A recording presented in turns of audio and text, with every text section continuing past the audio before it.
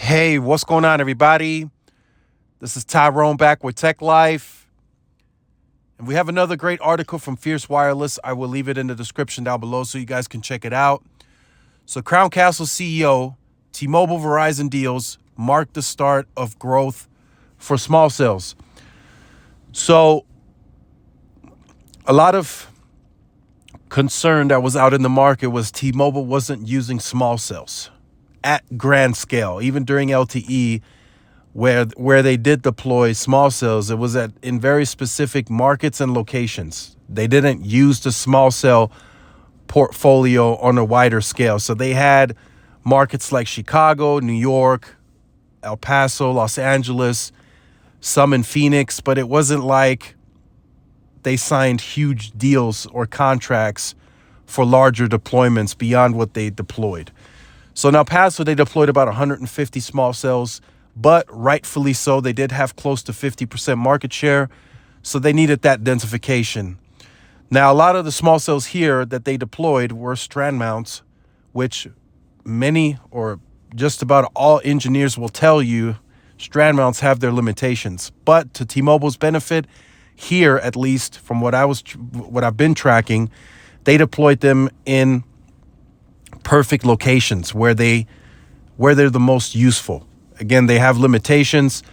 Some of them here had band 2, band 4 on them. Some of them have had LAA or still have LAA, of course.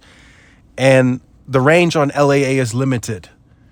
And then the range from the strand mount is limited as well, even with band 2, band 4. The range is just limited. And it's not the best form of deployment in terms of small cells if you consider proper networking. It is that C-RAN small cell that Verizon and AT&T deploy. Now, I have seen AT&T use strand mounts as well, but that deployment for them is very limited and likely in areas where they just couldn't get a C-RAN approved.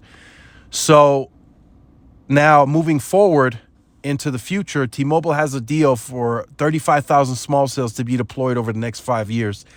I think that's a big deal, but as I mentioned before, my concern was what kind of small cells would they deploy under that 35,000 contract with Crown Castle. So it seems like Crown Castle is going to be deploying the small cells that will allow multiple tenants on the small cell. That's what I'm gathering from this deal. So it could be a small cell that they deploy, and then T-Mobile and Verizon can get on it if they choose to. That's how a lot of the deployments happened in New York City. So under the contract, Verizon is deploying 15,000 with Crown Castle, and then T-Mobile is doing 35,000. Now, of course, Verizon has contracts with all kinds of third parties out there that are building these small cells for them. In fact, they didn't like the pace that the third parties were moving at, so Verizon started building the small cells in-house to move faster. Just to give you some context as to how fast Verizon wants to move. So these can be built in-house, which I presume, since AT&T is not mentioned, AT&T is doing a lot of the small cell building in-house. I'm sure they have some third-party contracts out there, but for now, from the research I've done, it's not with Crown Castle. So Crown Castle is mainly for T-Mobile and Verizon moving forward.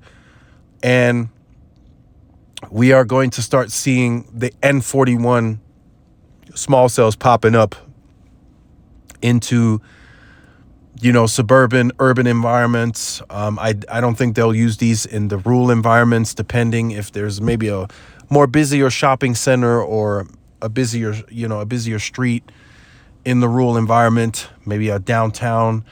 They might use some of the small cells, but for now, that's probably going to be geared more towards the suburban, urban environment. Lots of markets T-Mobile has catching up to do on small cells, and they got to deploy that density. That home internet is growing. It's been made official for the fourth quarter. T-Mobile was the fastest growing broadband provider versus the cable companies. So they outgrew Comcast and Charter. So moving forward, that shows you T-Mobile's demand is there, and they did that without a national advertising campaign. They didn't really go too big on it. So whenever they choose to, go big nationally, they're probably going to get more customers in. So we'll see how that goes. So we all know Verizon is doing big on small cells, 14,000 millimeter wave nodes last year. Actually, they did quite a bit more. They were ahead of target. They're likely going to slim that down a little bit, but they're still going to be deploying, I would say, 10,000 plus this year. So their small cell deployment has been ongoing for years in an aggressive fashion. T-Mobile, not so much, but now with that 35,000, Crown Castle is expected to deploy 5,000 this year and then 10,000 next year. So you're going to start seeing some T-Mobile small cells pop up in and around your neighborhood as this deployment increases. So let me know what you think about this in the comment section down below. Have you been looking for T-Mobile to keep densifying on the small cell grid? Let us know in the comment section down below. Make sure you guys like, share, subscribe to the channel. Follow the social media outlets for more updates and interactions. This is Tyrone with Tech Life. See you guys in the next one. Peace.